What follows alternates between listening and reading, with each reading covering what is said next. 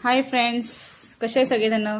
तर चला आज आपण अक्कलकोटला जाऊन येऊया, देवाचं दर्शन घेऊन घेऊया स्वामींचं.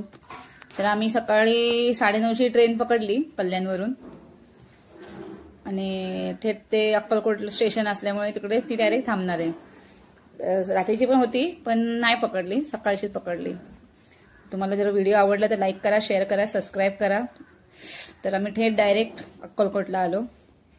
अक्कलकोटला आल्यानंतर एका जणांना विचारलं की आता पुढे कसं, तिकडे कसं जायचं स्वामीच्या मठामध्ये. तर त्यांनी सांगितलं बस पण आहे आणि ऑटो आहे. ऑटो म्हणजे तिकडे डुगडुगी बोलतात.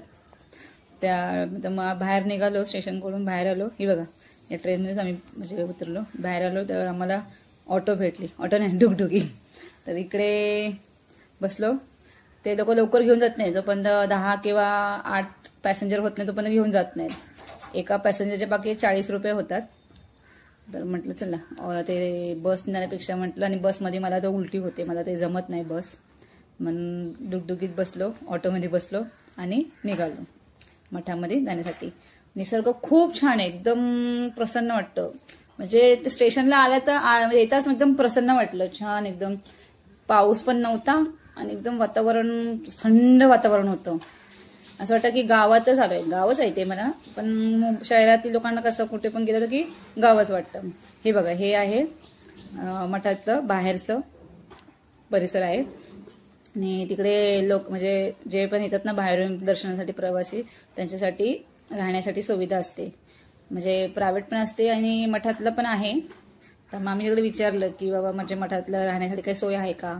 त्यांनी सांगितलं की तिकडे यात्री निवास आहे, तिकडे जाऊन तुम्ही चौकशी करा. मग तिकडे गेलो. हे आहे ना ते जेवणाचं आहे, म्हणजे जेवण इकडे भेटतं मठातलं. आपलं पाया बिया पडून झालं की इकडे जेवायचं. 2 टाइम असतं, दुपारी पण असतं आणि संध्याकाळी असतं. रात्री म्हणजे रात्रीचं टायमिंग आहे 8 ते 11 आणि सकाळी आहे 8 ते 2 असं जेवणाचं टायमिंग आहे तिकडे. फक्त म्हणजे ते विश्रांतीगृहामध्ये हॉटेलमध्ये खायला वेळेला नाहीये, फक्त राहण्याची सुविधा आहे. आंघोळ बिंघोळ करायचं म्हणजे आराम करायचं सुविधा आहे.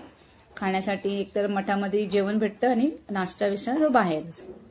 तिकडे काय असं नाही. हे बघा, यात्री निवास पर पर्सन 800 रुपये तिकडे. म्हणजे आंघोळ बिंघोळ तुम्ही झोपू शकता, आराम सगळं तुम्हाला रूम भेटले. स्वच्छ एकदम, सगळं काही असं घाण बिन नाही. हे बघा, हे जे आहे ना ते जेवणाचं स्थळ आहे. म्हणजे तिकडे लाईनीत जेवण्यासाठी पाठवतात. खूप गर्दी असते, पण आज गर्दी नव्हती.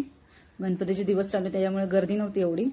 मला छान दर्शन भेटलं म्हणजे स्वामींचं. तर आता हे हा बघा, इकडे शिवाजी महाराजांचं हे आहे, पुतळा आहे. आणि सगळे हा परिसर बघा, छान एकदम शांत आहे. काही असा आवाज नव्हता. म्हणजे मे बी गर्दी नसल्यामुळे होऊ शकतं. आता मंदिरात जाऊया. मंदिरात ना फोटो काढायचा, व्हिडिओ काढायचा अलाउड नाही, तरी पण मी लपून लपून काढत होती. ते बघा, आतमध्ये तर अजिबात अलाउड नाही. माझा तर फोन घेतला होता माहिती का, पण मी सॉरी बोलून फोन परत माझ्याकडे घेतला. हे बघा, हे आतमध्ये दर्शन स्वामींचं पायापाशी भेटलेलं दर्शन एकदम छान भेटलं मला. मस्त. आम्ही हे वडाचं झाड पूर्ण बघा, मला खरंच म्हणजे मी खूप लपून लपून व्हिडिओ काढत होते. म्हणजे कळत पण नव्हतं कसं काढू काय. हे बघा, जेवढं जमलं तेवढं काढलंय मी आणि तुम्हाला दाखवते. हे रुद्राक्षाच्या मणे असतात ना, त्यांनी ते बनवले, स्वामींचे फोटो बनवलाय. खूप म्हणजे ना एवढं शांत वाटलं. आणि हे पादुका आहे स्वामींचे.